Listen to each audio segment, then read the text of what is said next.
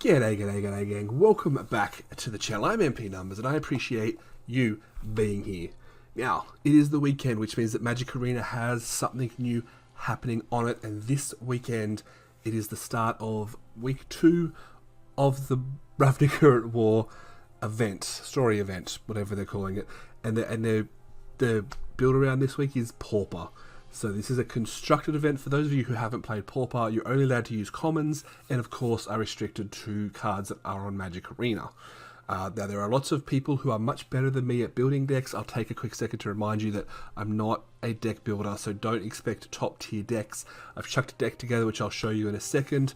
Hopefully it can get some wins, and as always the comments are super duper wide open for you to make recommendations, for you to tell me what decks you've been winning with, what decks you've been losing to, and or just what you do different if you're playing this deck. As with last weekend's Momir event, we have the chance to win up to 3 stained glass styles for the War of the Spark Planeswalkers, Kaz, Mina the Enigmatic Mentor, Angrath, Champion of Chaos, and if you get to 15 wins, you can get yourself a Vivian, Champion of the Wilds. Again, you don't get the cards, you have to have the cards, you just get the styles. They're neat little cosmetics you can add to your game. Quick shout out, I know we've been talking for a bit, but I want to give a quick shout out if you want to know a bit more about Pauper, if you want to get an idea of what to be expecting against these events. I'm going to direct you to my buddy Geek Luke G over at Couch Troll Brewing. You can put the pop up over here somewhere. He's done a primer very recently, which just runs through some of the top decks you'll be expecting to see, what kind of cards you might want to look at playing, and he's a bit of a Pauper fanatic, so he'll have a lot more videos on there as well. Make sure you tell him MP sent you. Otherwise, without further ado, let's jump in. Now, the deck we're looking at today is a blue-red spells deck. So to be honest, I think there's quite a few different ways you could build this blue-red spells deck. Myself, I've done some very basic testing in the normal queues because the Pauper event's not up yet, but this is where I've ended up. Now, to start off the deck, we've got a bunch of creatures.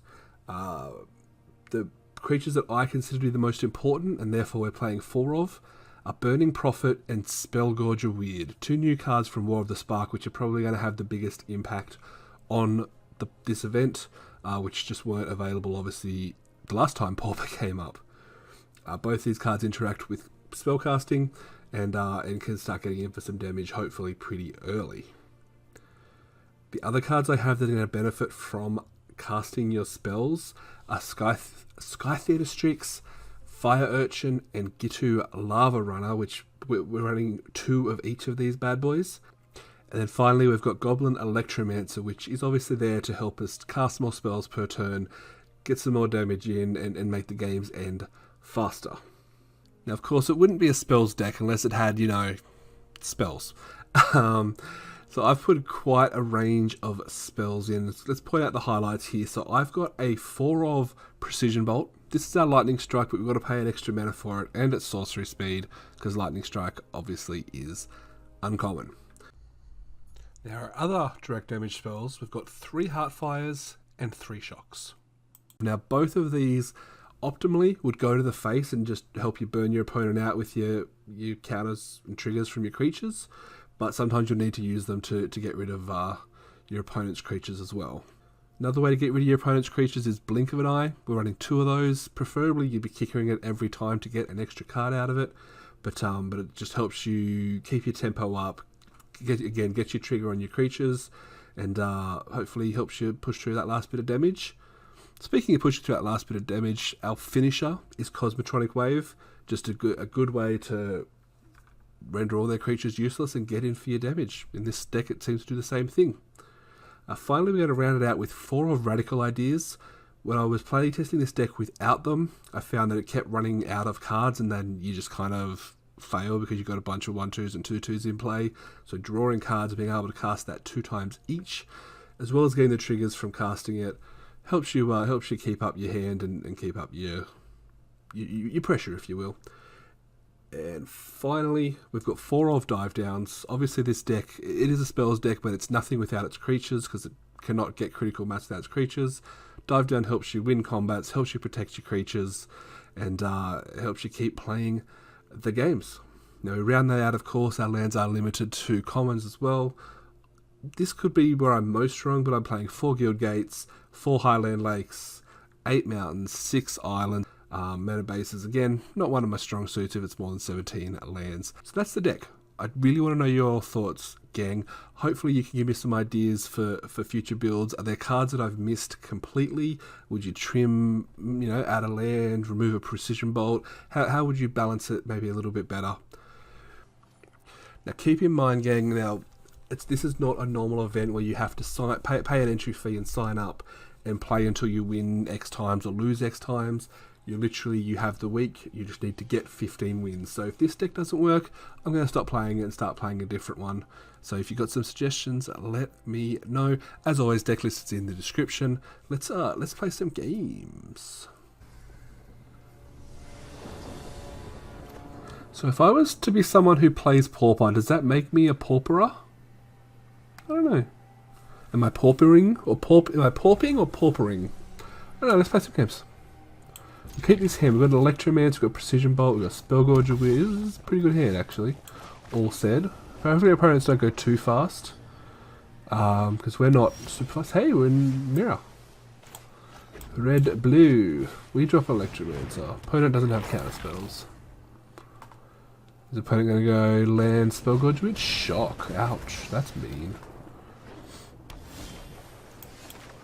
Well, we're going to drop a Spellgorger weird here. Hope they don't have another shock.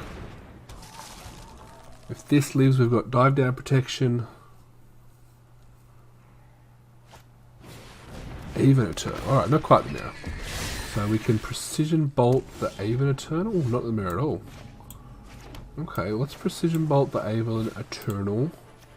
This becomes a 3-3. We get to attack.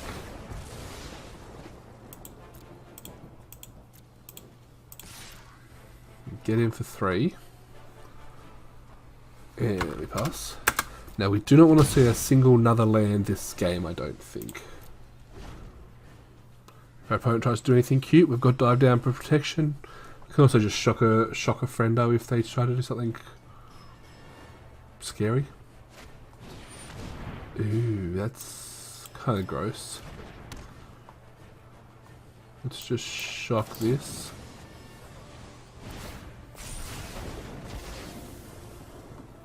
Okay, it looks like we're racing an ill-gotten inheritance.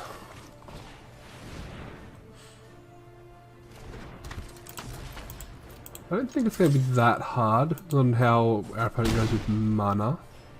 Or other things they do more than anything. Like if they waste their turn trying to get with a removal spell here, we can pull ourselves ahead. They drop a couple of creatures that die to Cosmo Wave, we can pull ahead.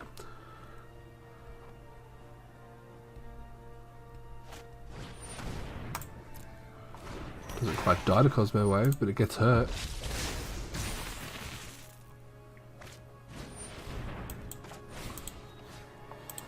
Boop.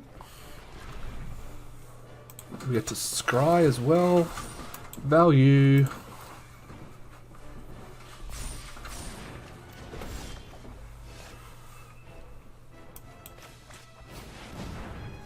Cosmo Wave does that. We get in for 6. Oh, oops. Meant to put that on the bottom. We get in for 8 damage here. The next turn we do the same thing. Like if our opponent gets a land that can crack this to go back to 10, we'll be hitting for 9. Let's have a removal spell here, of course. Pretty sure all of the good removal spells cost double black in common. Could be wrong. Yeah, that was my mistake. Alright, looks like we win at this one. So this deck can definitely work if you roll out nicely. It's not too bad, I guess. Alright, so that's 1 win down and 14 to go. Like I said, let me know what's working for you. Hopefully you're having fun with Pauper. Like I said, make sure you check out, there's a whole bunch of content creators out there who do a lot of Pauper. Arena Pauper, a little bit different to normal Pauper. But always, yeah, let me know what you think of the deck. Let me know what decks you're playing, what decks you're seeing, what's good to play, and all that kind of stuff. Thank you for watching. Please don't forget to like if you like, dislike if you dislike. Drop a comment, I've said it a few times now. And check out the description for different ways you can find me. We're on Twitter, Facebook, Discord, Patreon. all the different ways you can chat, support, all that kind of stuff, and we're out.